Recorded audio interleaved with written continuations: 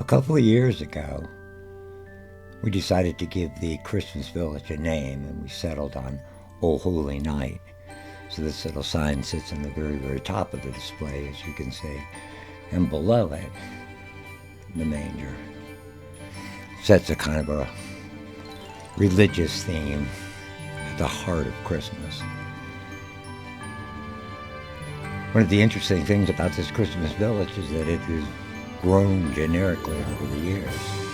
There was always a little Christmas village here in the house.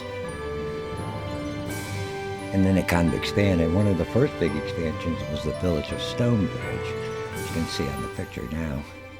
Little houses. This actually came from Kathy's mother. Came behind kind of the heart of the expansion of the village when we first started it. You can see behind Stonebridge Village, behind the thing is the North Pole. A little closer up of the North Pole part of it. Most of the buildings in the North Pole were some of the oldest parts of our original Christmas village that existed before we kind of put it all together like this. But like the other parts of the village, the North Pole has grown too.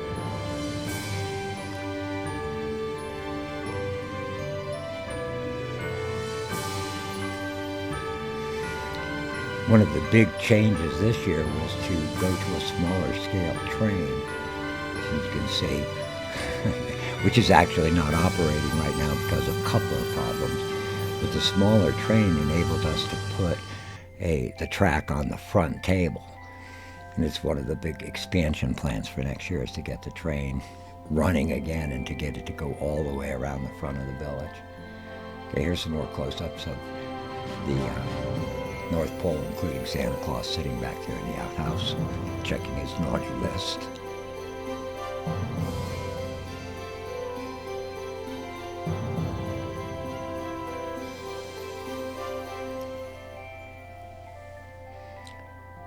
Some of the biggest changes that took place in the village over the last couple of years were the growth of what we call the kind of the mercantile or business part of town.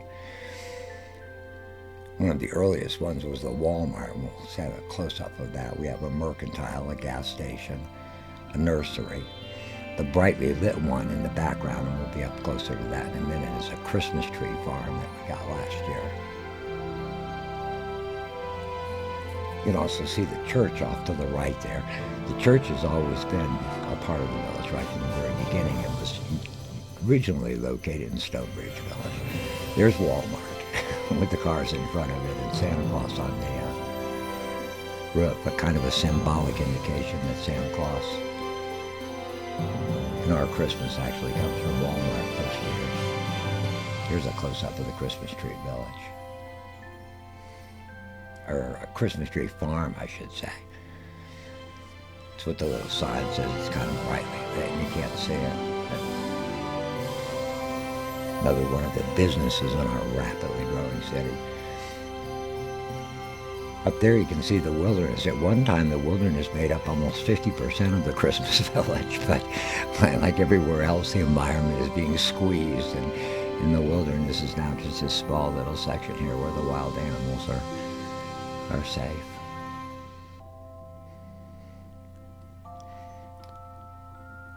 This little pavilion, which provides a lot of the music for the village, you can see in front of us, has always traditionally had the motorcycle riders there. And it's usually been kind of the top of the village. But now, and you see behind it, we've got this new fantasy section with a little merry-go-round and a dragon that we got this year, which we have no idea how that connects to Christmas. And this is a new addition this year. This is the Christmas Vacation set. Behind there you can see the Advent color that's used in this. And here's a close-up now of the very top. We had several nativity sets, but this was a special one ordered especially for the Christmas village. Kind of more expensive nativity set too. For years also we had Bethlehem Village. It was usually upstairs and kept completely separate. When we got this little blinking white light this year, one of the changes is we decided to bring Bethlehem Village, which is kind of a real recreation of Bethlehem itself, more like it might have really looked. Not wintry, for instance. It's in the middle of the summer. And one of the things we did this year was get the brown tablecloth to give it a kind of a desert look, and put this little bright flashing tree of light behind it, and then attach it to the Christmas Village. It's just another extension to it. So I like this idea. I think we'll stay with this and keep Bethlehem Village as a regular part of the village itself.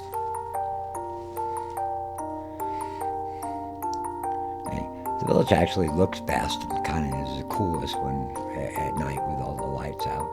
See, we have the television on in the background, but you kind of get the basic idea of how it's lit up. With the Christmas music playing, we got actually two music coming from that pavilion and music coming from the little merry-go-round behind it in the fantasy area. So almost every one of the buildings is lit up. We haven't gotten the lighting up on the wild, crazy lighting on the one from Christmas Vacation. But we'll have that. See, and you can see how the railroad track now just cuts right there and curves right before we get into the Mercantile. So that's the expansion for next year, is keep everything the same as we've got it this year, except expand the railroad track all the way around into the Mercantile section.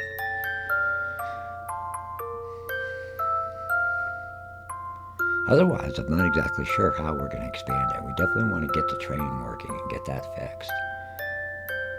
Maybe something else to add to that little fantasy thing and get it lit up and maybe sparkling a little bit more in the middle. We've got some ideas of the fantasy elements of Christmas. But one of the purposes of this video, more than anything else, was for me to really lock in the idea of exactly how it was arranged this year, so that we can start here next year and kind of build from this point.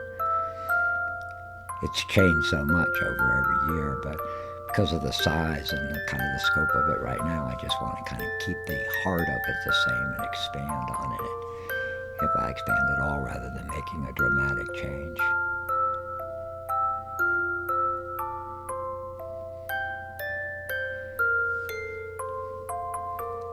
So there you go. People hear me talking about I'm working on my Christmas Village. There it is. We're kind of proud of it. And so a belated Merry Christmas to everyone.